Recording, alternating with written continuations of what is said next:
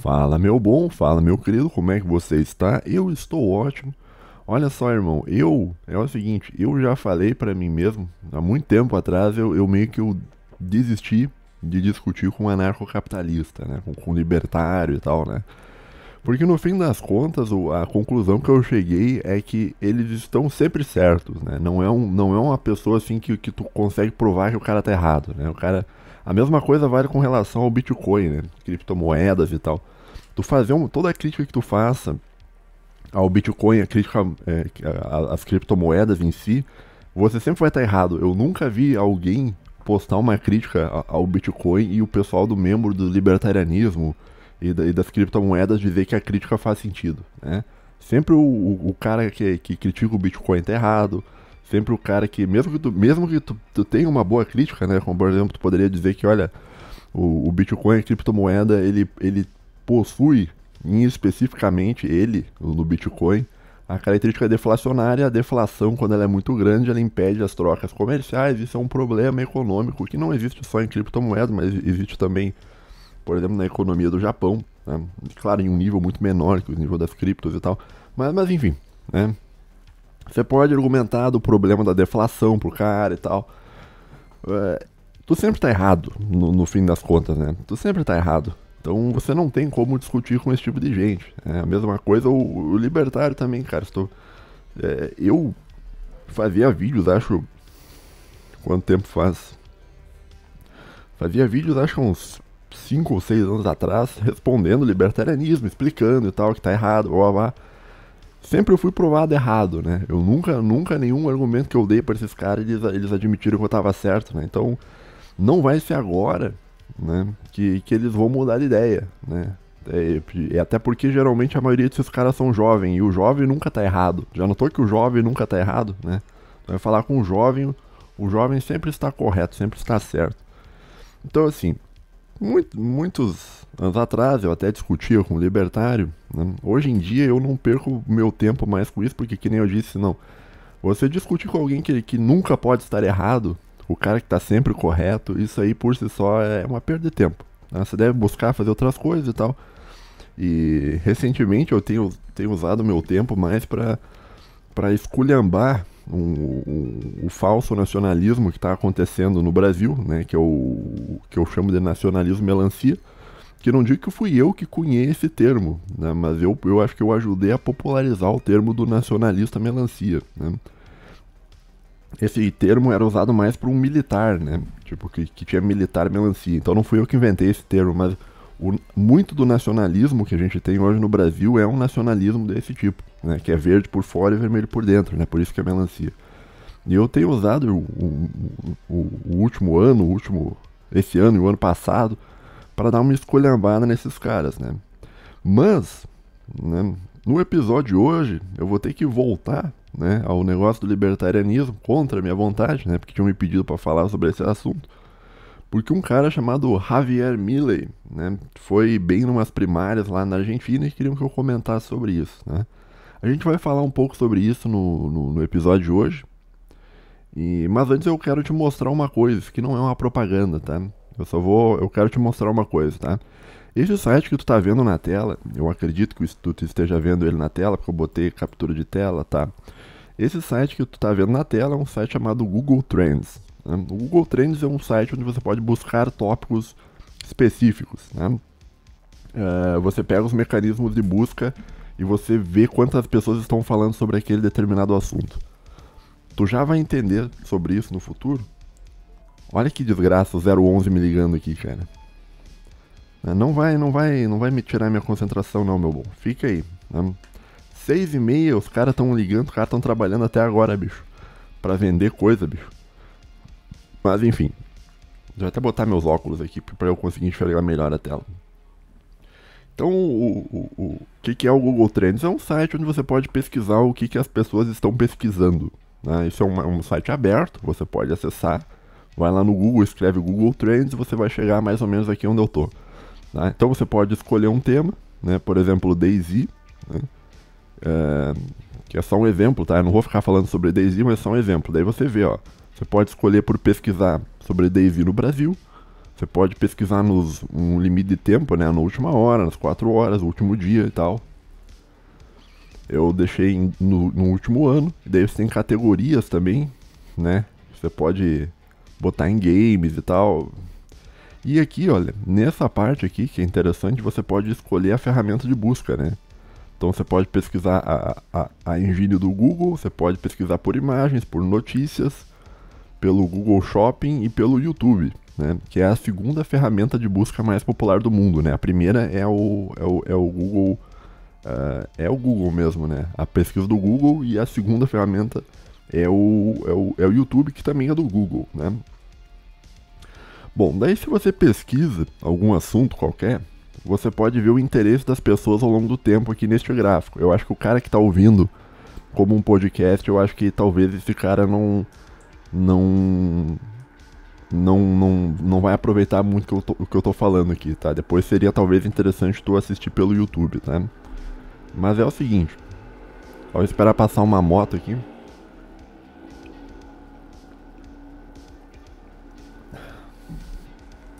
Essa tabela possui nesse eixo aqui, ó, vertical, um número de 0 a 100. 100 é o número máximo de pesquisas dentro do intervalo de tempo que tu escolheu, né? E o 0 seria o número mínimo, algo assim, tá? Não mínimo, eu não sei explicar direito, mas quanto mais alto, mais as pessoas estão pesquisando, tá? Então aqui você tem, por exemplo, o interesse em DayZ, ele se mantém mais ou menos nessa média, né? E ele subiu aqui em algum momento, sei lá, no começo de janeiro, provavelmente porque isso aqui tem uma promoção na Steam, você pode comprar mais barato, esse tipo de coisa, tá? Isso aqui eu só estou usando como exemplo. Você tem aqui nos analíticos as regiões do Brasil onde esse termo é mais pesquisado, né? E você vai ver que no Brasil a gente tem uma prevalência de pesquisas por DayZ em áreas mais ligadas a parte armamentista do Brasil, né? Você tem Santa Catarina, você tem Rio Grande do Sul, que é o lugar que mais as pessoas estão armadas por habitante, né? Onde mais tem arma por habitante é o Rio Grande do Sul. Em termos proporcionais, tá? São Paulo tem muito mais armas, mas São Paulo é muito mais gente e tal, né? Mas você tem ali uma série de indicadores, né? As pessoas procuram por DayZ em Santa Catarina, no Rio Grande do Sul, no Paraná, no Mato Grosso do Sul, no Mato Grosso, que são regiões do Brasil mais ligadas a armamento e tal, né? O DayZ é um jogo sobre armas, né? Pra quem não sabe. Bom, e daí, beleza, tem pesquisas relacionadas e tal, né? Agora, o Google Trends, ele pode ser usado para uma outra coisa também, que é para você comparar pesquisas. Então vamos botar aqui, a gente pesquisou o DayZ, vamos comparar aqui com outro game aqui, ó. Vamos botar aqui Escape from... Tu já vai entender onde é que eu vou chegar com isso. Escape from Tarkov, né? Isso aqui é um outro videogame, um outro game, né? E aqui a gente tem, então, uma comparação entre Escape from Tarkov e DayZ, onde a gente vê que o vermelho é o Escape from Tarkov e o azul é o DayZ. Então a gente percebe que mais ou menos o DayZ tá meio empatado, né? O Escape from Tarkov ali teve uma procura um pouco maior ali final do ano também, provavelmente por causa de promoções de fim de ano e tal, aquela coisa toda, né? Perceba que até o DayZ subiu aqui, ó, nesse período de tempo, né? E por aí vai, né? Então, essa ferramenta ela é bastante interessante para você comparar coisas, né? Então até vamos mudar aqui, ó, em vez da pesquisa da web, vamos botar no YouTube, ver se acontece alguma mudança aqui, ó. Pesquisas no YouTube. Ó, quando a gente vê pesquisas no YouTube, o DayZ ele tem muito mais pesquisas do que o Escape from Tarkov. Então as pessoas buscam mais vídeos sobre DayZ do que Escape from Tarkov, né? Então, existem diferenças entre mecanismos de pesquisa e tal, né? Então, tá, beleza. Tu entendeu, então, mais ou menos o que é o Google Trends, né? Agora, por que eu que disse que ia falar sobre libertarianismo hoje, por que eu tô te falando sobre isso, cara? Por que eu tô comparando DayZ com Escape from Tarkov no Google Trends? O que isso tem a ver com o assunto de hoje, né, do vídeo, né?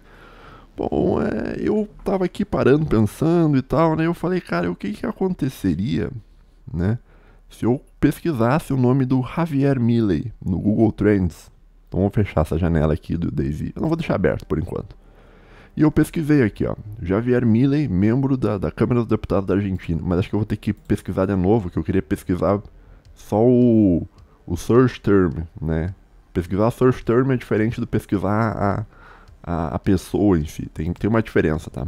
É uma coisa mínima, tá? Bom, aqui a gente escolheu o país da Argentina, a gente pesquisou nos últimos 12 meses, né? Vamos botar mais, vamos botar os últimos 5 anos, ó. Né? Vamos botar nos últimos 5 anos. E vamos botar primeiro na pesquisa aqui, ó, normal, né? Na web. Então você vê que o nome dele praticamente não vinha sendo pesquisado aqui durante esse período de tempo. Acho que a minha webcam tá em cima. Eu vou ter que tirar minha webcam daqui só um pouquinho. Um pouquinho. Tá, eu acho que tá certo agora. Então você perceba que ele tem poucas pesquisas aqui, né? E a partir de 2021, de julho, na metade do ano de 2021, ele começou a subir bastante, significativamente em termos de pesquisa, né? Até que o máximo foi pesquisado dele aqui foi nesse dia aqui, que não consigo pegar aqui no gráfico, bicho. Mas foi ali, final em janeiro. Foi ali janeiro de 2022, por aí, né? Começo de janeiro de 2022, né? Bastante pesquisa sobre ele, beleza, daí desceu, caiu no esquecimento novamente, né? Voltou para a média que ele estava aqui, e recentemente ele veio subindo de novo, né? E agora tá subindo muito, que tem se falado muito dele por causa das primárias, né? Deu ok, beleza. Vamos dar uma olhada aqui por regiões. Aqui mostra as regiões da Argentina, que são onde esse termo é bastante pesquisado. Não sei se a minha webcam tá em cima, né? Pesquisas relacionadas, bababá, tal, beleza, né? Assim, ó, só pra explicar, assim, eu botei search term, porque quando é search term, é qualquer vez que alguém cita o nome dele, pesquisa sobre o nome dele. Às vezes tu não, sei lá, às vezes tá procurando plano de governo de Javier Milei, daí tu já cai no search term. Agora, eu acho que se tu perguntar só pela pessoa, membro da Câmara dos Deputados da Argentina, eu acho que daí é diferente, tá? Então por isso que só para deixar claro, por isso que eu escolhi o search term, tá? E vamos dar uma olhada com relação ao YouTube, a busca dele no YouTube, né? E a gente vê que isso nos últimos 5 anos se manteve mais ou menos constante, né? Até que a gente chegou aqui mais ou menos, né, em 2023, no começo de 2023, e ele começou a subir de novo, né? E agora tá subindo mais ainda. Agora ele tá numa subida, em termos de YouTube, que é a maior subida de um candidato dele até agora. Deixa eu olhar desde 2008, ó, que é o mais longo de todos os períodos. Exatamente, ó. Perceba que em 2009, 2008 ele tinha algumas pesquisas, depois ele caiu no esquecimento de 2011 até 2016, depois foi subindo, beleza, e agora ele está no máximo possível de pesquisas no YouTube, né? Agora, por que será que esse cara está no máximo possível de pesquisas no YouTube? Será que isso é um tráfego orgânico de internet? Com certeza deve ser, porque a gente sabe que a internet não é manipulada por grandes corporações e grandes agências de inteligência. Então, como a gente sabe disso, a gente não vai desconfiar desse tipo de tráfego, né? Agora, eu fiz mais uma pesquisa também, tá? Que eu vou te mostrar aqui, ó. Eu resolvi botar o nome do Javier Milei, né, junto com os outros candidatos das primárias da Argentina, né, que é a Patrícia Bullrich, Horácio Rodrigues alguma coisa, que eu não me lembro o nome, Larreta, Sérgio Massa e Juan Grabois. Eu não sei se é francês, deve ser Grabois, né? Bom, Argentina, vamos botar aqui últimos 12 meses, pesquisa na web, né? E a gente percebe que a gente tem como é que eu vou dizer? A gente tem meio que uma estabilidade entre todos os candidatos, né? Às vezes um passa o outro aqui, ó. Às vezes o Larreta passou e tal. Às vezes o verde aqui, qual que é o verde?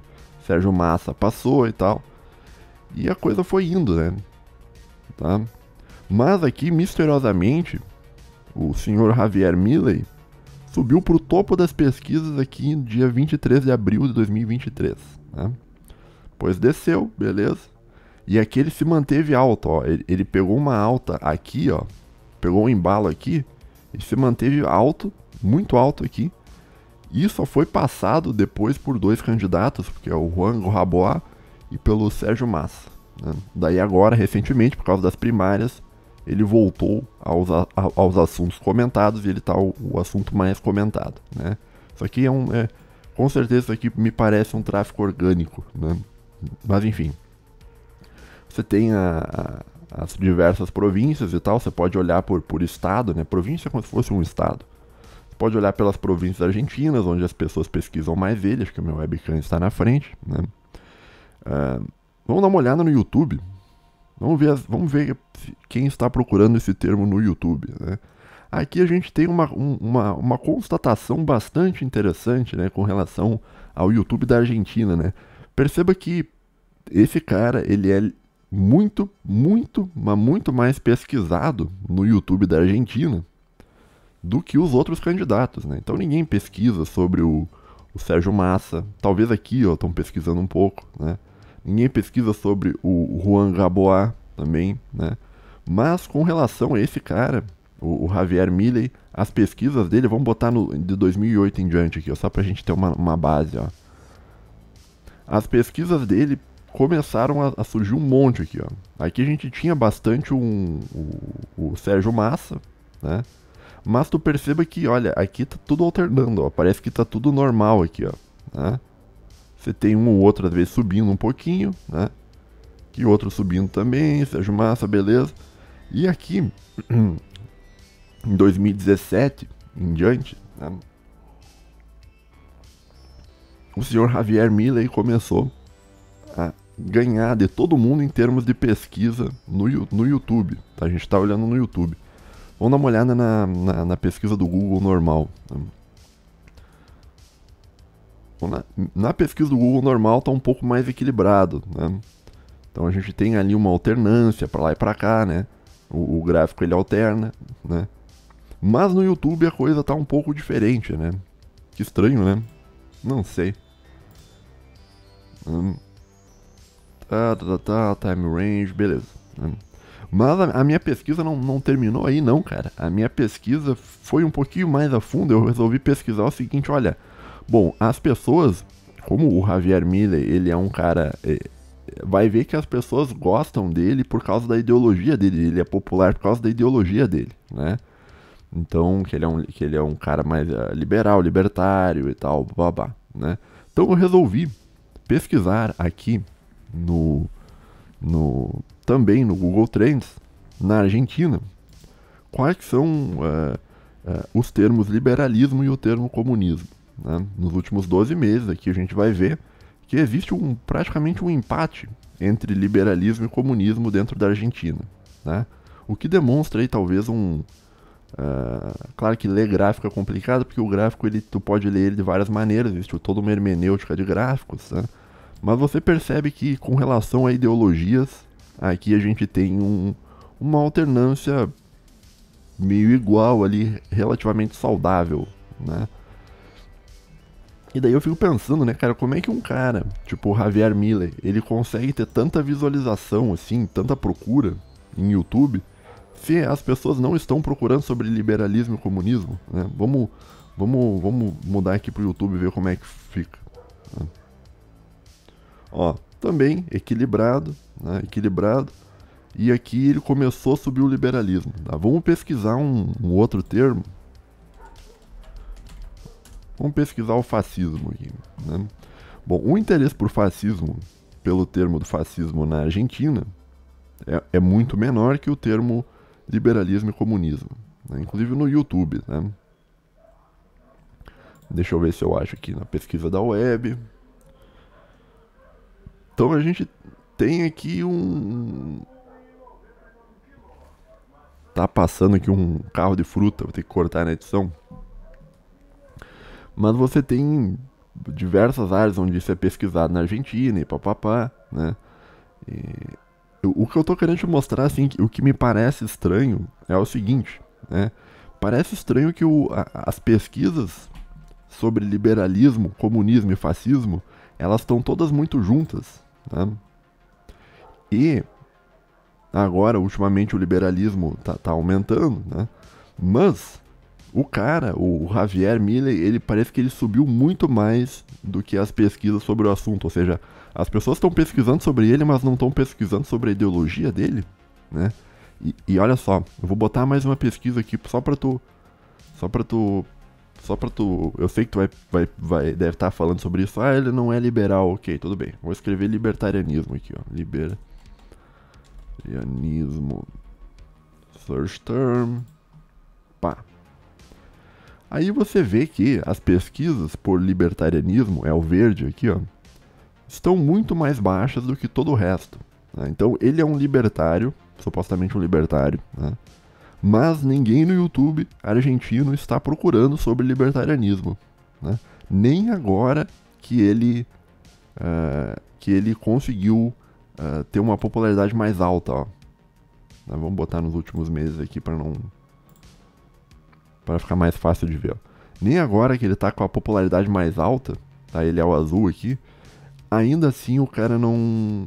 As pesquisas sobre libertarianismo não aumentam na Argentina. As pesquisas no YouTube. Vamos ver na web search aqui, ó. Nem na web search, né? E vamos botar mais um termo aqui, ó. Vamos botar aqui um termo aqui, ó. Anarcocapitalismo. Deixa eu escrever certo? Escrevi certo. Tá? Anarcocapitalismo também está aqui colado junto com o libertarianismo, tá? E você perceba que existe praticamente é inexistente o número de pessoas que procuram sobre esse termo no YouTube, tá? Na web search e no YouTube. Vou botar para o YouTube aqui para você ver que eu não estou mentindo, tá? Então praticamente ninguém pesquisa na Argentina sobre fascismo, libertarianismo e anarcocapitalismo. As pesquisas maiores que surgem na Argentina são pesquisas sobre liberalismo e comunismo, né?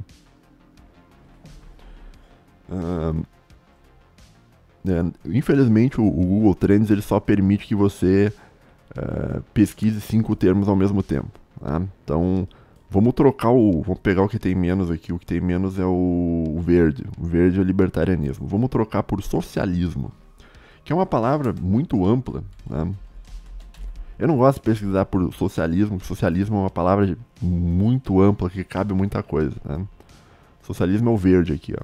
Perceba que tem mais pesquisas sobre socialismo e comunismo do que o anarcocapitalismo aqui, né? Então, agora eu estou dizendo que o YouTube está manipulando e forçando esse cara dentro do YouTube da Argentina. Não estou dizendo isso, né?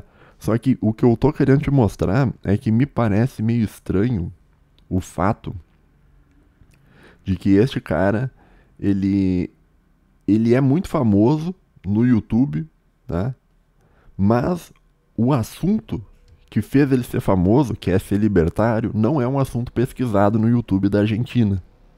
Mesma coisa o anarcocapitalismo, né? Então, me parece que há uma inconsistência com relação à popularidade dele e à busca pelos termos que fizeram ele ser popular, que é o negócio do libertarianismo, né? Que supostamente ele é popular por isso, né? Existe um surgimento aqui de busca por termos sobre liberalismo, né? Vai ver o eleitor acha que ele não é libertário, vai ver o eleitor acha que ele é liberal, e daí talvez estaria justificado, né? Porque o interesse pelo termo liberalismo subiu, assim como subiu o interesse pelo Javier Milei, né? Mas o Javier Milei, ele não é um liberal, né? Então, enfim, não estou dizendo que existe um mecanismo de dominação estrangeira tentando forçar esse cara para ser presidente da Argentina. Não estou dizendo isso. Só o que eu tô querendo te mostrar com esses gráficos é que eu quero te mostrar que existe uma inconsistência com relação ao nome dele e aquilo que é pesquisado, que seria a ideologia dele. Então, as pessoas gostam dele, mas não sequer pesquisam sobre a ideologia dele. Talvez possa ser um populismo, alguma coisa, né? Deve haver alguma explicação, tá? Mas enfim, era só isso que eu queria te mostrar. Agora a gente vai voltar que eu tenho mais coisas pra falar ainda. Até daqui a pouco. Fala meu bom, fala meu querido, como é que você está? Eu estou ótimo. Estou continuando aqui a gravação depois que eu gravei a análise ali com relação, que me parece uma inconsistência com relação às pesquisas que são feitas com relação ao Javier Milei. Bom, mas assim, mas claro, nenhuma dessas pesquisas é conclusiva, né? A mesma coisa ocorreu com relação àquilo que eu penso sobre o Lex Fridman. Tá? Eu acredito que o Lex Fridman ele é um cara impulsionado por grandes corporações para ser um grande podcaster. Né? Não só isso, eu acho que existe a possibilidade desse cara ser um agente da inteligência americana. Falei sobre isso em outros episódios. Né? Você pode achar que eu tô louco, que isso é uma conspiração, né? Mas, além disso, eu acredito que existe uma conspiração para desacreditar as conspirações e talvez tu tenha caído nela. Tá? Mas, enfim.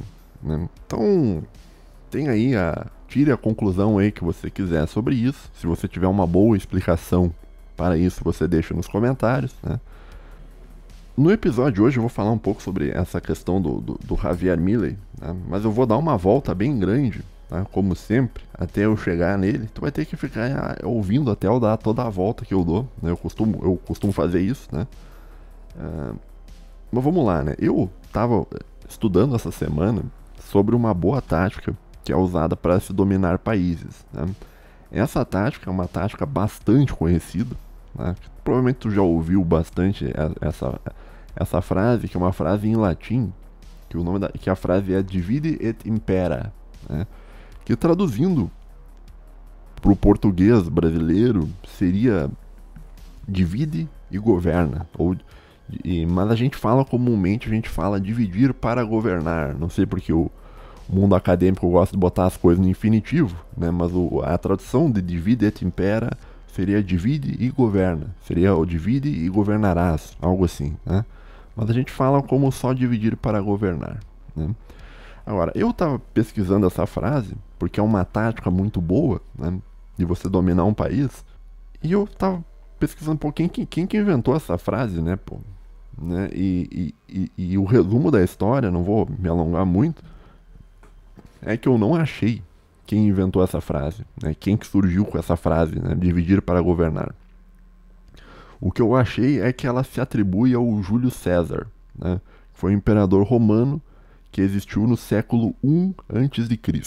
Então, há 2100 anos atrás, é atribuída a frase divide para governar, divide et impera, do Julius Caesar, né? Mas também tem outros registros que parece que é até anterior, que um cara lá da Macedônia falou e tal. Então, é uma frase que está aí, né, e que eu procurei o dono, quem foi que inventou a frase, não achei o dono, né, da frase, né? Mas eu achei umas coisas interessantes sobre essa tática do divide et impera, né?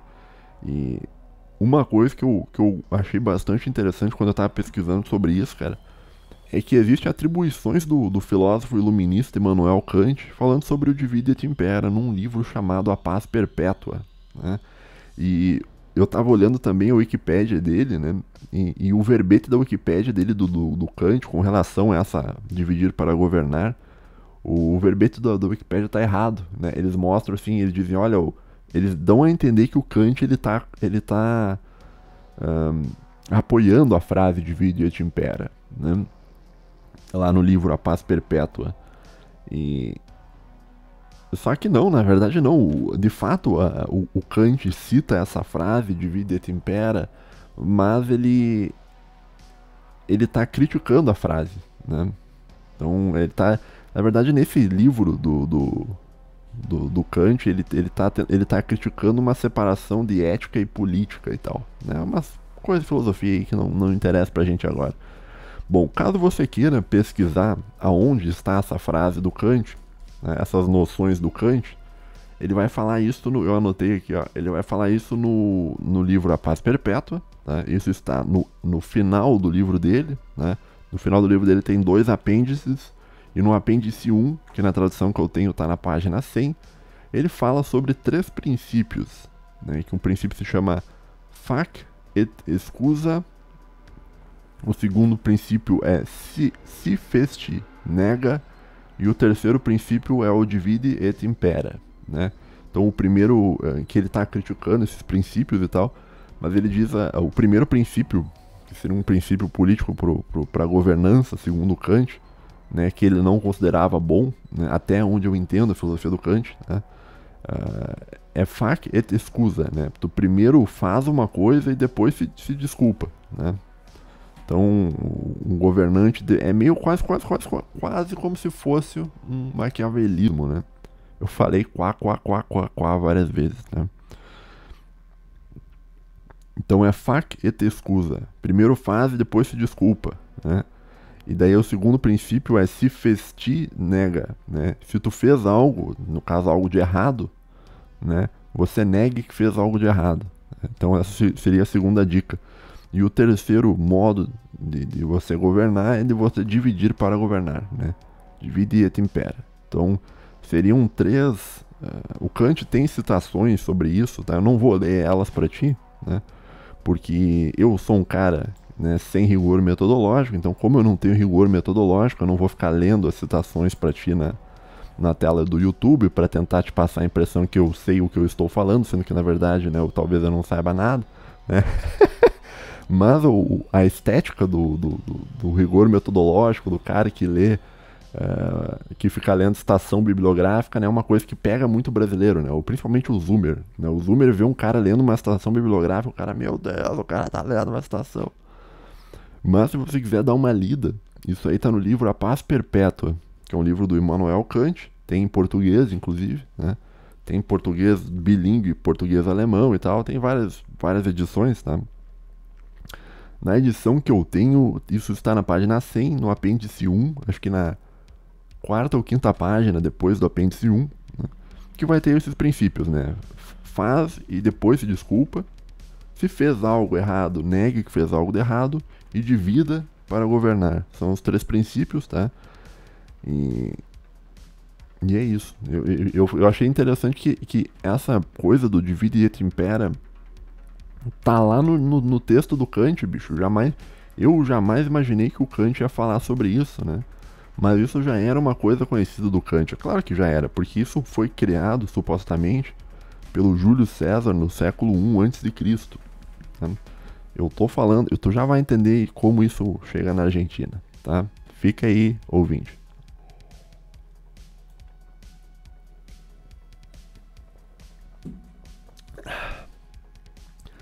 Ainda com relação a essa tática do dividir para governar, né? Essa tática ela funciona do seguinte modo, né?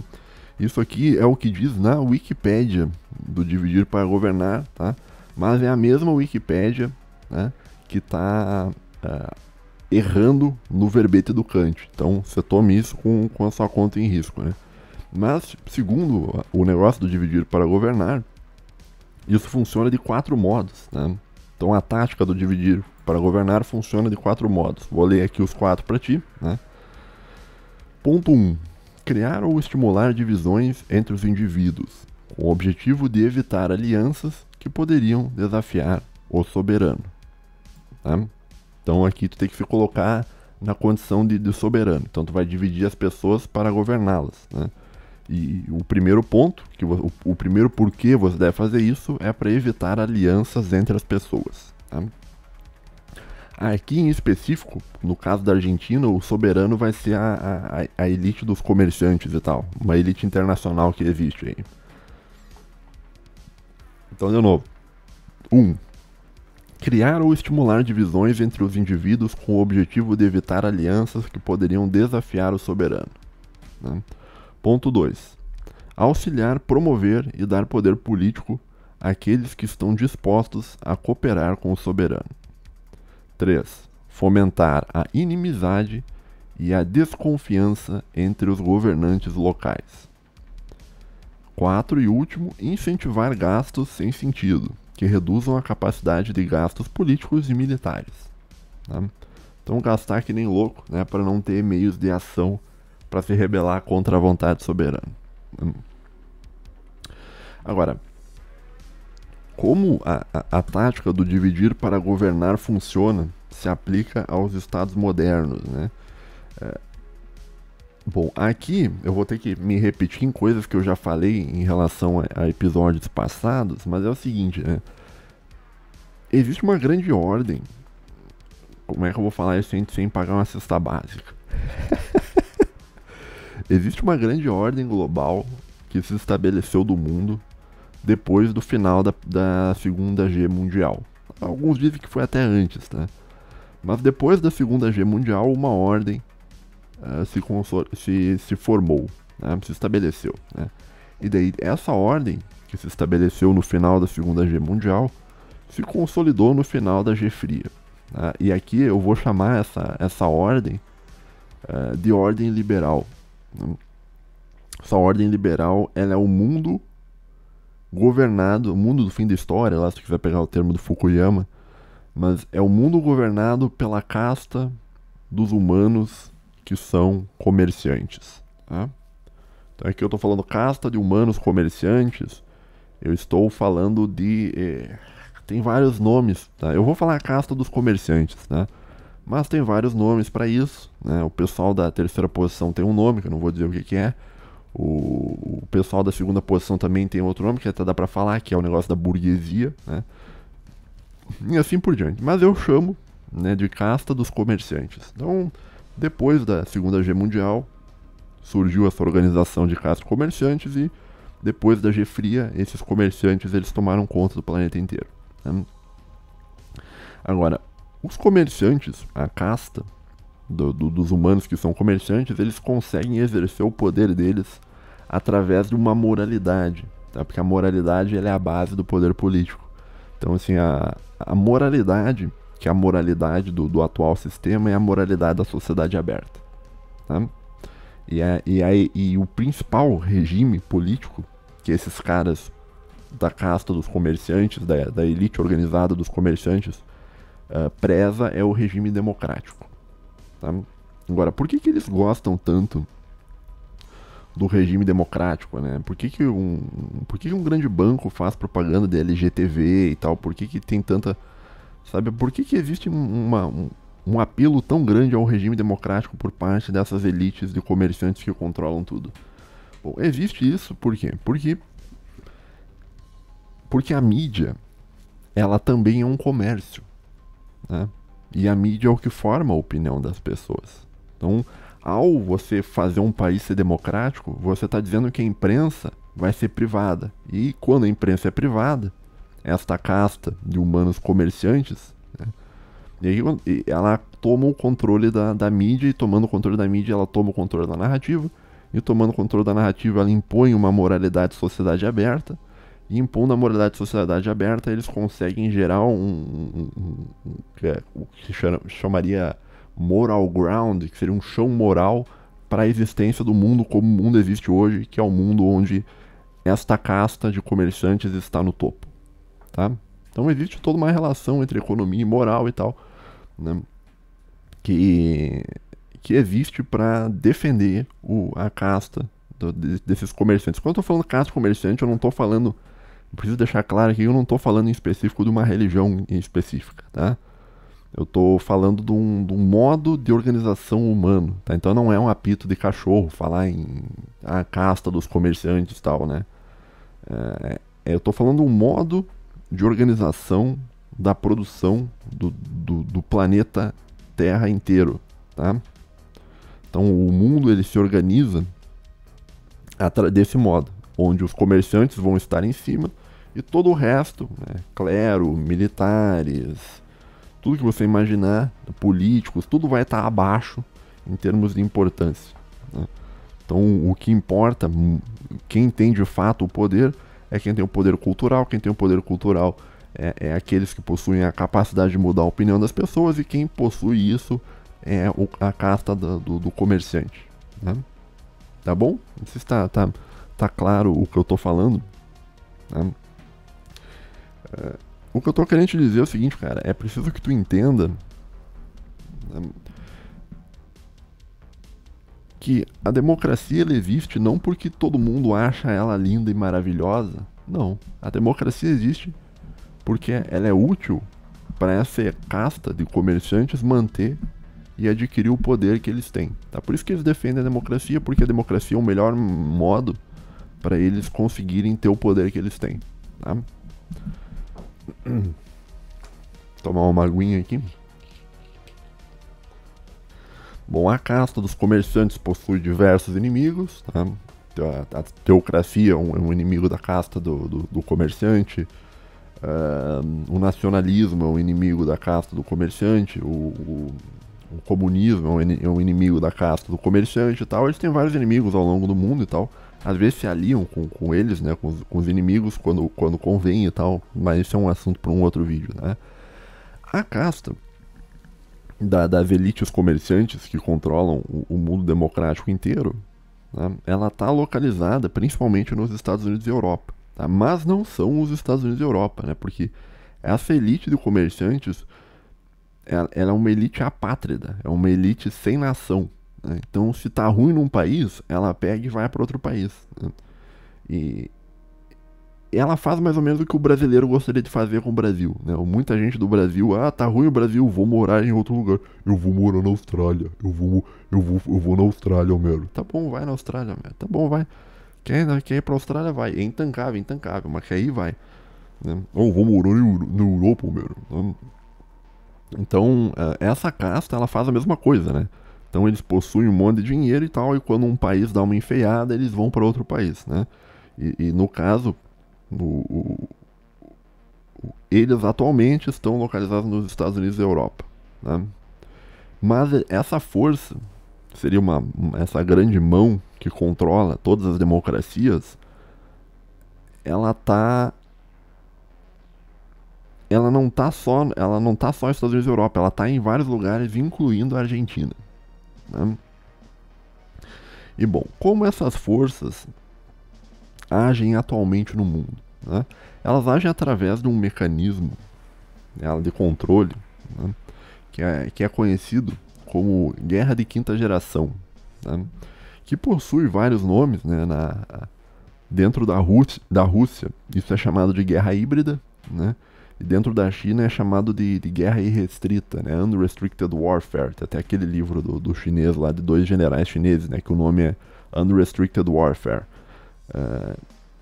Que é um livro, infelizmente, não tem em português, né? Mas o Guerras Híbridas tem em português, inclusive acho que eu tenho uma leitura comentada desse livro há 3 ou 4 anos atrás, né? Mas eu vou chamar de Guerra de Quinta Geração, que é o nome americanizado para isso, né? O que é uma Guerra de Quinta Geração? A Guerra de Quinta Geração ela é uma forma de guerra onde você não vai ter uma guerra de atrito direto. Então você não vai ter uma tropa lutando contra outra tropa, né? Você vai usar, além do militarismo, você vai usar outros mecanismos para vencer conflito, né? E esses mecanismos podem ser um mecanismo de propaganda, né, na televisão, né, e pode ser também uma manipulação de redes sociais em um determinado país, tá? Então, o que tu precisa entender sobre guerra de quinta geração é que é uma coisa que é uma guerra além do conflito militar tradicional, de um país brigando com o outro. Eu também tenho um vídeo sobre guerra de quinta geração lá no meu canal, mas faz muitos anos, eu nem sei como é que você vai achar aquele vídeo lá, tá? Mas eu acho que tá lá, né? Porque eu tenho certeza que eu fiz um vídeo sobre isso também há muito tempo atrás. Então,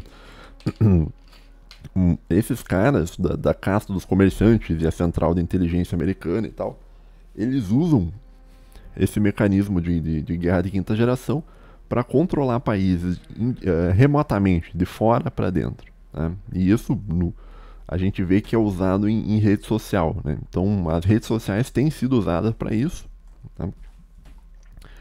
E eu não vou entrar muito em detalhes sobre esse assunto. Se tu quiser saber mais sobre esse assunto, você confira um episódio que eu falei sobre o Lex Fridman, né? que tá, acho que não foi o passado, que o passado foi sobre Star Wars. Acho que foi o retrasado, ou o anterior ao retrasado. Não, o retrasado foi sobre Marketplace of Ideas. Eu acho que foi o episódio. Ah, cara, dá uma olhada aí, faz uns 4 episódios, eu acho. 3 ou 4 episódios atrás. Eu falei sobre um cara chamado Lex Fridman e eu levantei o meu questionamento, que assim, que eu acho muito estranho um cara desse ser muito famoso, né? Claro que ele é um cara que tem contatos e tal, mas o próprio fato dele ter contatos já te mostra muito sobre o cara, né? Mas enfim, isso é só uma teoria da conspiração que eu tava levantando. E nesse episódio, sobre o Lex Fridman, eu falei sobre como isso é feito, né? Como a manipulação de redes sociais elas são feitas, né? E elas são feitas através de 2 modos, né? Ou você fica colocando um assunto em evidência, né? Então, as pessoas que operam as redes sociais, elas podem escolher um termo e apertar um enter, e esse termo vai aparecer no celular de milhares de pessoas de um determinado país. Isso é possível de ser feito, né? Porque você controla o algoritmo e o algoritmo manda para milhares de pessoas, né? Ou você pode também fazer com que o algoritmo, se tu escolhe um termo lá, programa, aperta enter, e o algoritmo não vai mostrar em mecanismos de pesquisa um determinado termo ou um determinado assunto, né? O nome disso é Shadowban. Isso existe, não é teoria conspiratória, isso foi comprovado com o caso do Twitter Files. Esse tipo de coisa realmente existe, né? O pessoal aí que acha que tudo é conspiração, saiba que isso aí já foi comprovado que existe, né? Então existe uma moderação dentro de redes sociais para esconder certos temas, né? Para que as pessoas não vejam aqueles temas, tá bom? É uma forma de controle indireto, então você não vai ter um fuzil na sua cara, como você teria num regime fascista, você não vai ter um partido comunista que nem você tem na China, mas você vai ter um controle muito grande dos fluxos de informação da infosfera dos países democráticos, e isso vai ser feito através, né, dessas empresas e desses mecanismos de inteligência e tal. Tá entendendo o que eu tô falando ou será que tá muito chato? Tá chato isso que eu tô falando, cara? Eu não sei. Eu tô tentando falar do que eu tô falando dentro de um limite muito grande, tá? Porque essas pessoal da inteligência, eles monitoram um monte de coisa. Não sei se eles monitorariam o meu canal, porque o meu canal é um canal muito pequeno, né? Mas mesmo assim eu teria outras coisas que eu poderia falar sobre isso, né? Mas eu não vou falar porque não precisa, tá? Porque daí não é uma questão de você pagar a cesta básica, é um negócio talvez até pior que isso, né?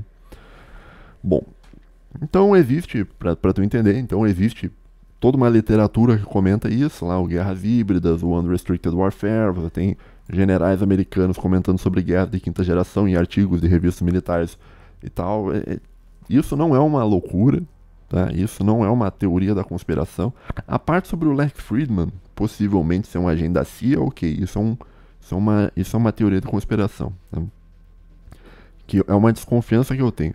Mas a ideia de você ter uma rede social inorgânica, completamente manipulada por algoritmos que estão a serviço de pessoas muito poderosas, isso aí existe, né? Isso aí sempre existiu. Bom, seguinte, cara. E a Argentina? O que explica a atual conjuntura da Argentina, né, é uma união dessas duas coisas que eu estou te falando, né? Então você tem mecanismos de conflito de 5ª geração, né? E esses mecanismos de conflito de 5ª geração, eles são colocados dentro de uma dinâmica que eu falei no começo para ti desse episódio, que é a dinâmica do divide et impera, tá? Então, como isso funciona na prática, né? O que acontece é o seguinte: essa elite que controla o mundo democrático, né, eles costumam apoiar um lado para esse lado chegar ao poder, tá? E quando esse lado chega ao poder,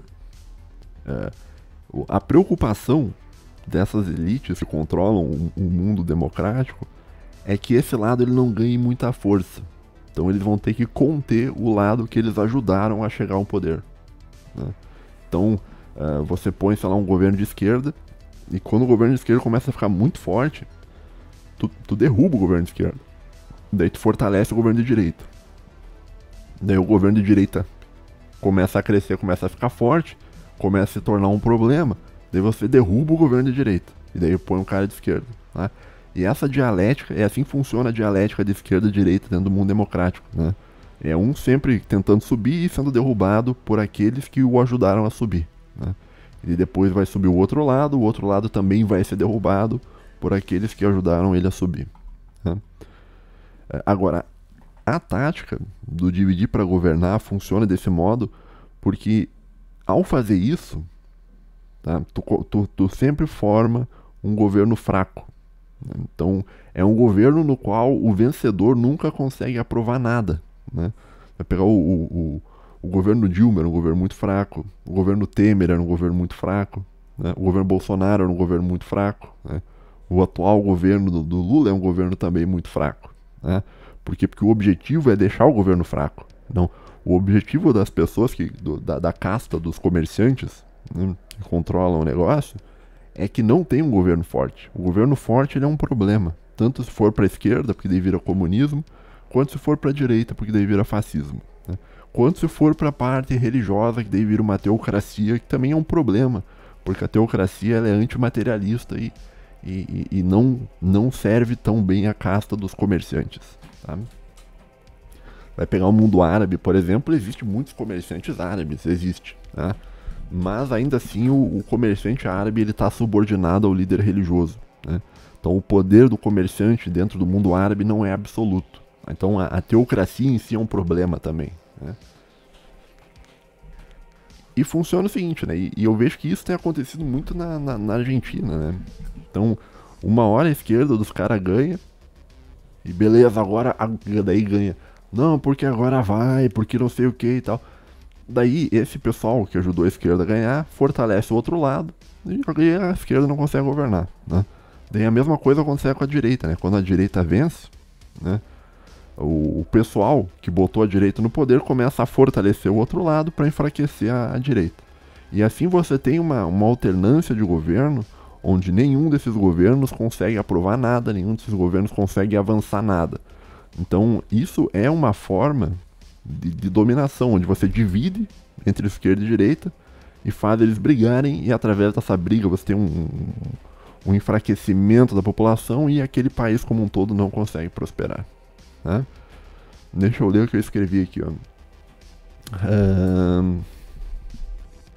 O objetivo principal é forçar sempre uma alternância de poder para impedir que o país tenha planos a longo prazo e continue sempre fraco. O plano é sempre impedir a formação de um governo forte. Né? Agora, o que eu acho do Javier Milei? Eu acho que o Javier Milei, ele é... Eu falei que eu ia chegar no Javier. Eu acho que ele nada mais é do que um peão nesse esquema, né, de poder internacional, cujo objetivo central é ferrar com a Argentina. Né? O objetivo é ferrar com a Argentina. Né? E o objetivo de ferrar com a Argentina é um objetivo bastante... que vem acontecendo ó, desde a Guerra das Malvinas. Né? Que o pessoal do mundo ocidental falou, não, a Argentina não é confiável, e de fato eles estavam certos, ela não era confiável.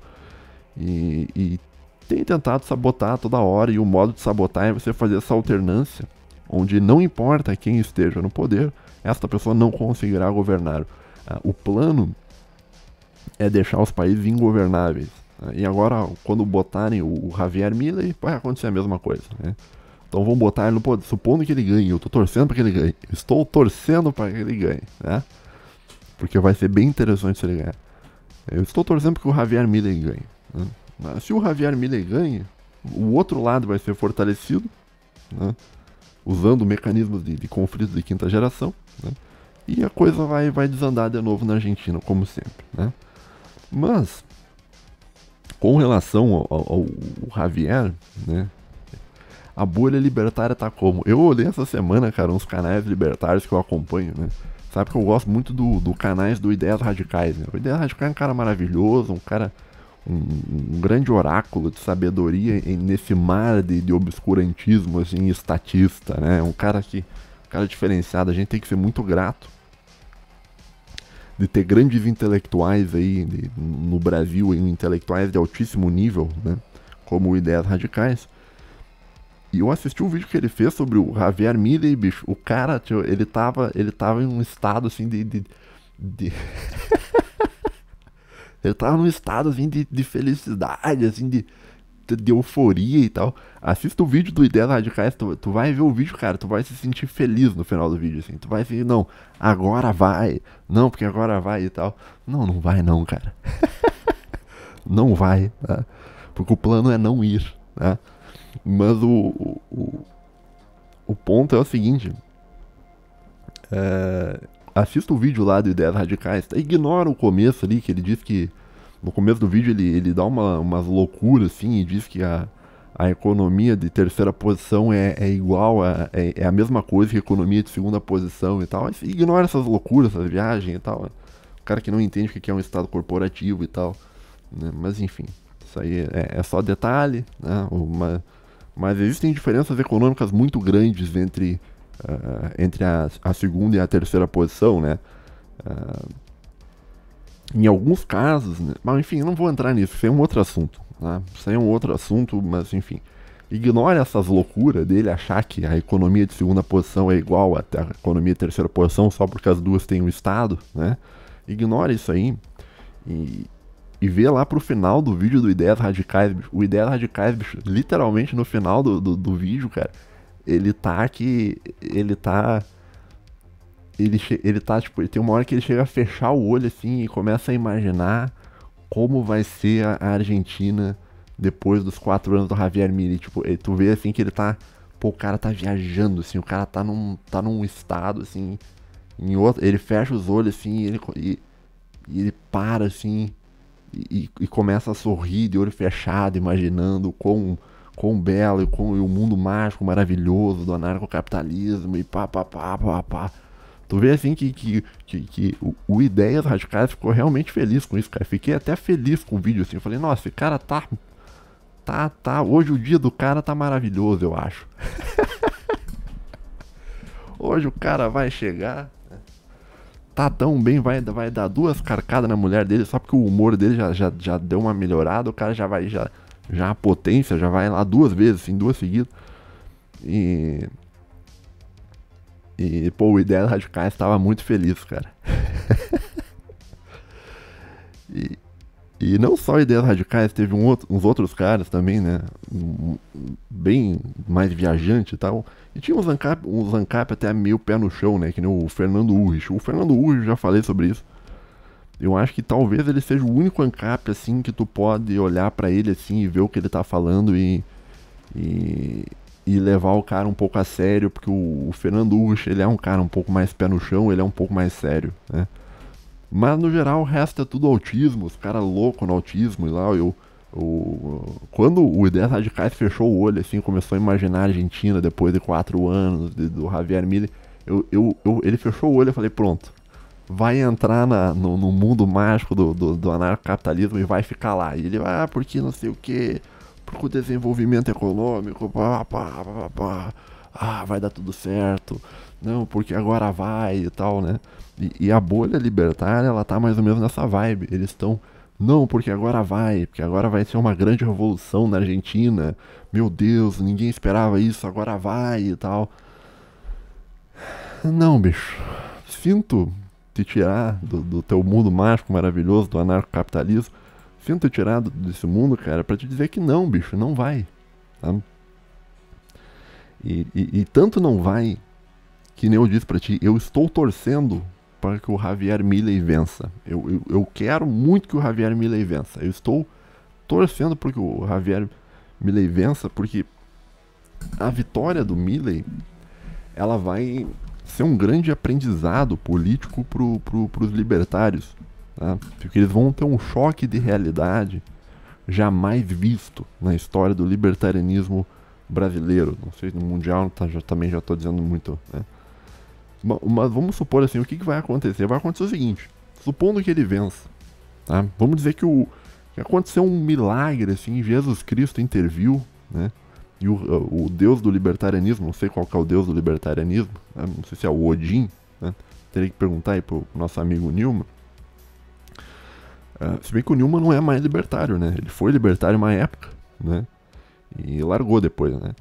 Mas vamos supor que o Javier Milei vença. Fala, pá, venci e tal, pá, venceu. Daí comemoração, bebedeira, já vão tudo pra zona, mulherada e tal, pá, venceu.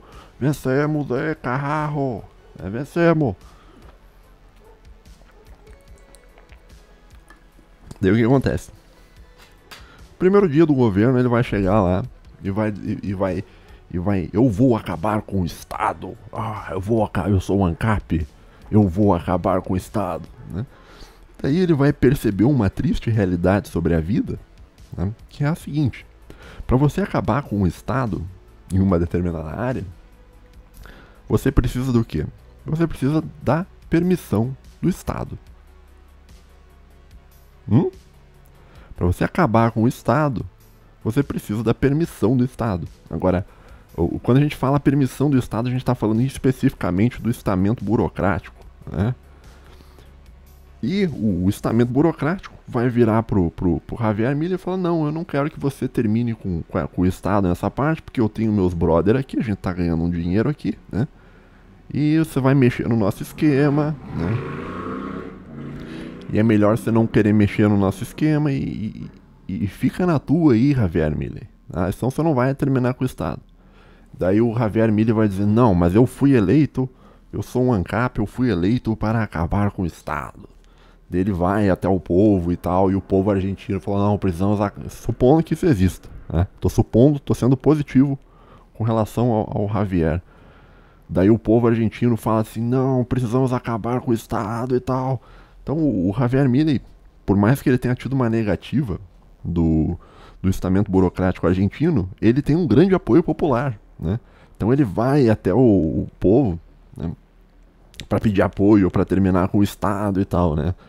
Agora, nisso, a casta dos comerciantes, né, vai entrar em ação. Casta dos comerciantes, o pessoal lá da quinta geração, né, da guerra de quinta geração. E daí o pessoal da guerra de quinta geração vai começar a estimular o lado da esquerda, né? Então um peronismo, alguma coisa assim, né? E vai começar a tirar, como é que eu vou dizer? Tirar os tópicos com relação a acabar com o estado da internet, né?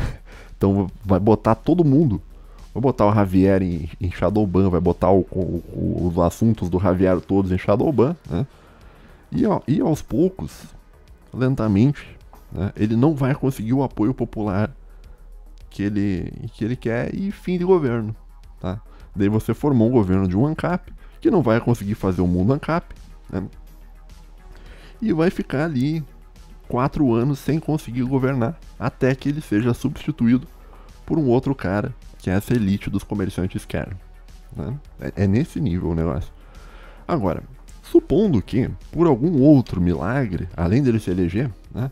Supondo que por algum outro milagre, esta casta não haja, né?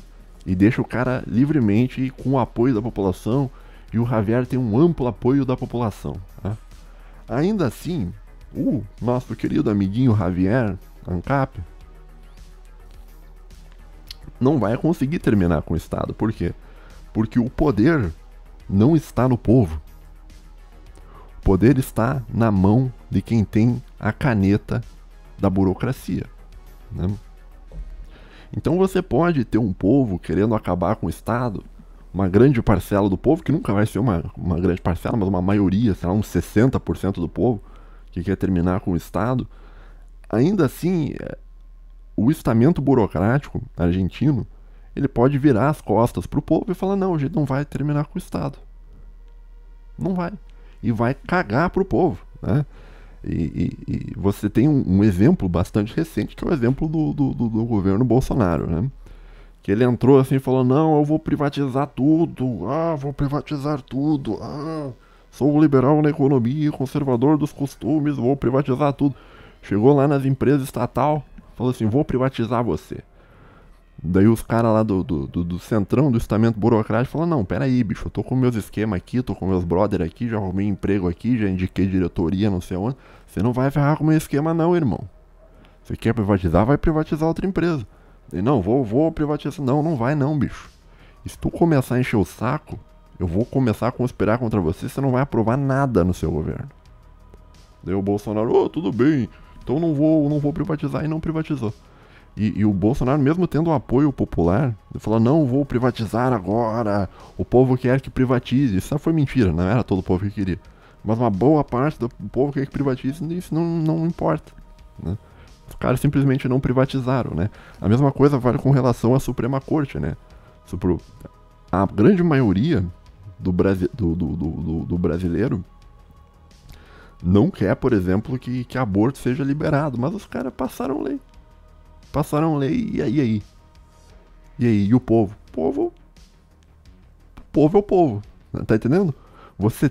Tu só ter o apoio popular não significa nada. Por quê? Porque o real poder, ele não tá no povo. O real poder tá no estamento burocrático, tá nas elites, né? E aqui a gente volta na elite theory, né? Tá na elite, tá em quem tem o poder da caneta. Quem tem a caneta tem o poder. Não é o povo que tem o poder, né? Então quem tem o governo, né? Os deputados podem governar de costa pro povo. O Supremo pode governar de costa pro povo. Tá? Você ter o apoio popular não significa nada. Então o Javier Milei, por mais que ele tenha um apoio popular de não vou acabar com o Estado argentino, isso não vai acontecer. O estamento simplesmente vai cagar pra ele, né? Se ele começar a comprar briga com o estamento, ele vai perder, porque o estamento é quem tem o poder, né? Só tu ter popularidade e não reverter essa popularidade em poder, ou seja, em caneta, em ter canetas, né? Você não consegue nada, tá? Então, nesse cenário do nosso amiguinho ANCAP, Javier Milei, vou terminar com o Estado argentino. O estamento burocrático vai virar, não vai terminar, não. Ah, mas eu tenho apoio popular. Tá, tudo bem. Você tem um apoio popular, beleza. Mas a gente não vai terminar com o Estado. Não vai terminar com o Estado. Ah, mas é que as pessoas querem. Tá, mas não importa o que as pessoas querem. Importa o que a gente quer. Porque a gente é o poder, a gente tem a caneta. Ah, mas eu vou botar 1 milhão de pessoas na rua, tudo bem, a gente vai fazer o que a gente quiser. E se você questionar isso, você é antidemocrático. Porque você está questionando o mundo democrático. Ai, que bonito, né? Isso aí, cara, pra um ANCAP tancar isso aí, bicho, vai ser maravilhoso, bicho. Vai ser... Eu queria ver um ANCAP tancando isso, cara. Um ANCAP vendo assim, o cara... Vou terminar com o Estado. Daí o estamento burocrático fala, não vai terminar. Ah, mas eu tenho apoio popular. Tudo bem, mas mesmo tendo apoio popular, você não vai terminar com o Estado. E aí? E aí? Hã?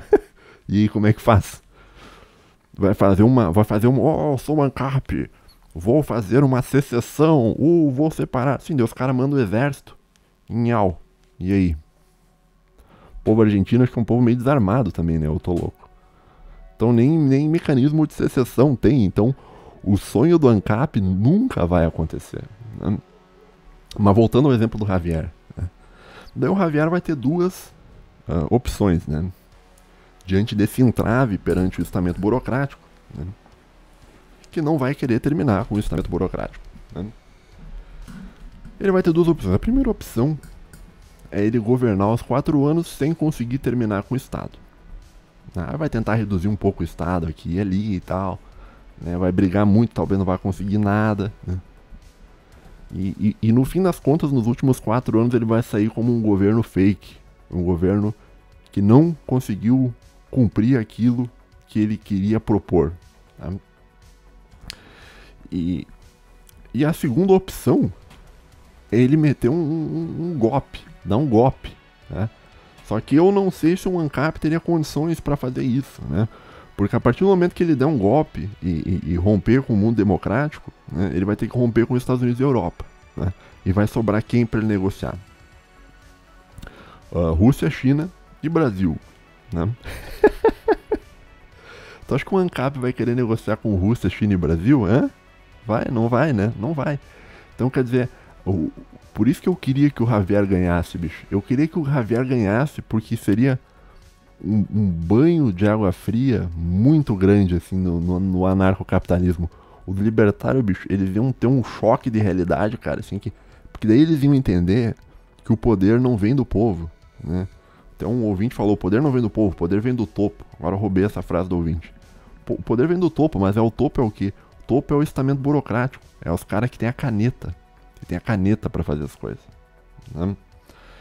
E o Javier não vai querer dar um golpe, porque se ele der um golpe, só vai sobrar o comunismo pra ele se aliar. Né?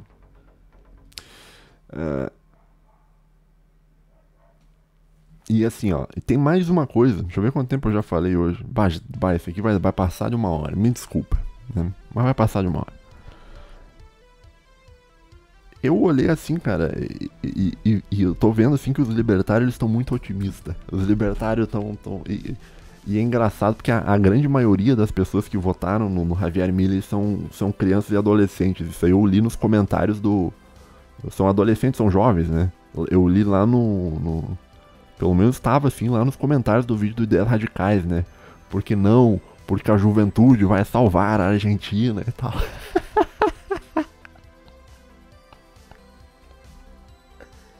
Olha, bicho, se tu botou o teu país na mão de um jovem, bicho, você tá lascado, bicho. O jovem é um negócio que não dá. Não dá, o jovem não dá, cara. O jovem não... Mas enfim, né? Vamos supor, ser mais otimista ainda. Vamos ser tipo o otimista master do negócio. Javier Milei foi eleito. Primeiro otimismo. Segundo otimismo, Javier Milei conseguiu de algum modo muito engenhoso acabar com o Estado, passar por cima da casta burocrática sem romper com a democracia, sem meter um golpe, nada. O cara foi conversando e acreditando no poder da conversa e papapá. E o pessoal do estamento burocrático abriu mão do poder porque gostam do anarcocapitalismo e tal, né? Vamos supor que tudo isso existiu. E vamos supor que durante 4 anos a Argentina vá viver um país libertário, um país maravilhoso, que tem livre mercado e tal, papapá, né? Isso aí o Ideias Radicais estava falando sobre isso. E o que vai acontecer, cara?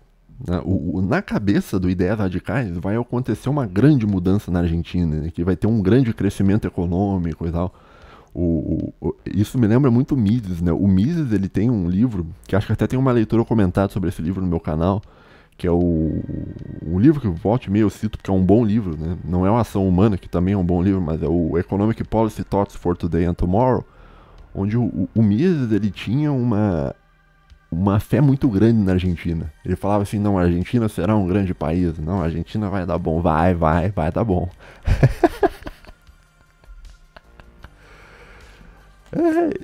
Cara, eu não consigo nem ficar bravo mais, bicho. Eu acho engraçado, bicho. Eu falei, não, vai dar bom sim, Mises. Vai dar certinho, Argentina. Vai dar certinho. Né?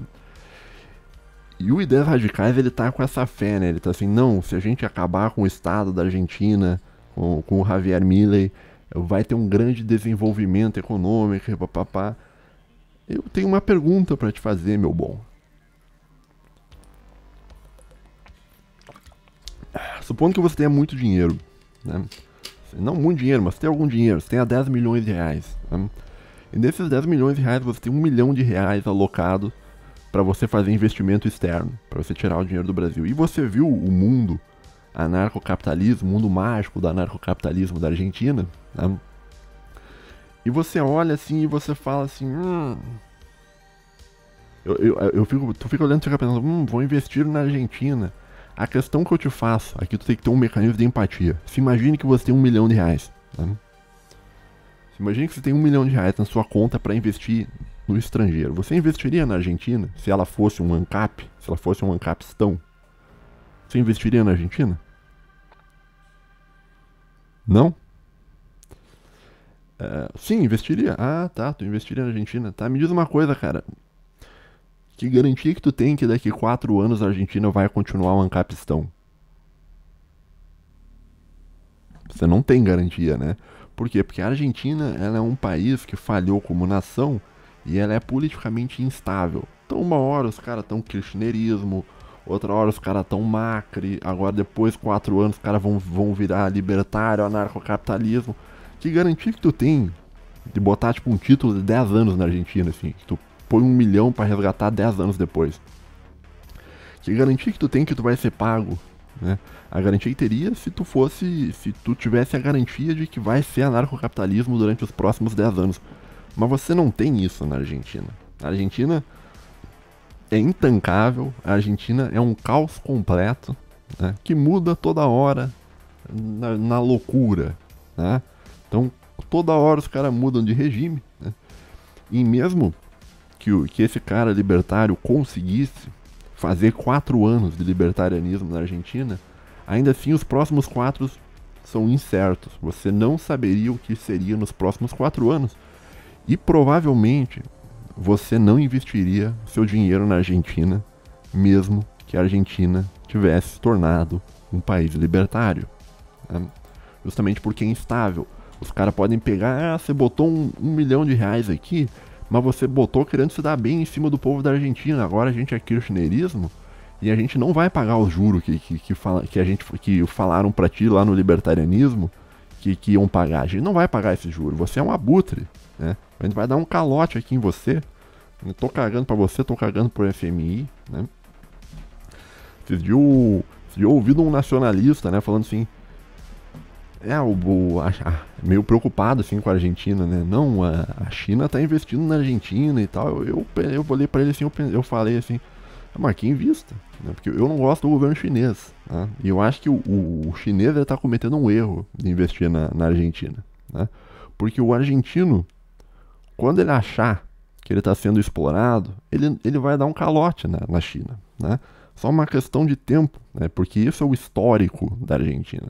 É histórico de calote, é histórico de traição, né? É um histórico de você não é um país que você não tem como confiar, que é um país que falhou como ser um Estado-nação, né? E provavelmente por isso, mesmo que você consiga botar 4 anos de libertarianismo, mesmo assim isso não vai atrair investimento externo, porque ninguém sabe os próximos 4 anos do governo argentino, porque eles mudam toda hora. Então, por mais que você tenha acabado com o Estado, no negócio do Javier Milei, vai chegar lá 4 anos depois, né? Você lá, e quando vê os caras, não, agora a gente não é mais libertário, a gente é kirchnerista de novo. Pronto. E aí? E o seu Estado anarcocapitalista, e aí? Como é que vai? Né? E eu te fiz a pergunta, e aqui só pra te deixar meio puto no final do vídeo. Eu te fiz a pergunta, olha, será que você investiria o seu dinheiro na Argentina? Não, né? Mas saiba que o Lula está investindo o seu dinheiro na Argentina. Então você está investindo dinheiro na Argentina. Então você vai lá minerar, puxar xisto, é xisto, né, que chama gás de xisto, né? Puxar xisto lá debaixo da terra da Argentina, sendo que esse investimento podia ter sido feito na Bacia de Santos, ali no Rio de Janeiro, muito mais barato, né, muito mais perto para trazer, mas o nosso glorioso governo do amor resolveu investir na Argentina o seu dinheiro, né, e o seu dinheiro está sendo investido na Argentina, né? Então, boa sorte aí, né? Por isso também que eu quero que o Javier Milei ganhe, porque se o Javier Milei ganha, né, o governo do Nine vai falar que é um governo muito ideológico, talvez o governo mais ideológico da história do Brasil. O governo do Nine vai falar assim, não vou investir na Argentina porque agora é um anarcocapitalista. Eu vou dizer obrigado, Javier Milei, você já fez a sua parte, gosto muito de você, sou muito feliz, tá? Seu governo vai dar errado, você não vai conseguir aprovar nada, mas sou muito feliz porque a sua mera existência já fez com que o Brasil parasse com a ideia besta de investir em um país que falhou como Estado-nação, que é o caso do país da Argentina. Tá bom, meu querido? Então essas são as minhas considerações sobre o Javier Milei. Dei uma grande volta, né? Mas é isso que eu penso. Fique bem, tenha uma boa semana e até a próxima. Agora vai, hein? Agora vai. Agora vai. Vamos botar um... Era só o que faltava, né, cara? Era só o que faltava pra Argentina, eu acho, cara. Só o que faltava era ter um governo ANCAP, bicho. Eu gosto da Argentina também, cara. E aí, hermanos, hermanos, hermanos. Boa sorte ao governo do senhor Javier Milei. Tchau, tchau. Pô, foi bom esse episódio, cara. Eu gostei de fazer esse episódio. Eu tô me sentindo muito, muito feliz, cara. Eu acho que eu peguei um pouco da vibe do Ideias Radicais, bicho. De fechar os olhos, assim, e imaginar, nossa, o mundo mágico, maravilhoso do anarcocapitalismo. Vou acabar com o Estado. Cara. Um abraço pra você, meu bom. Fique bem, até a próxima e tchau, tchau.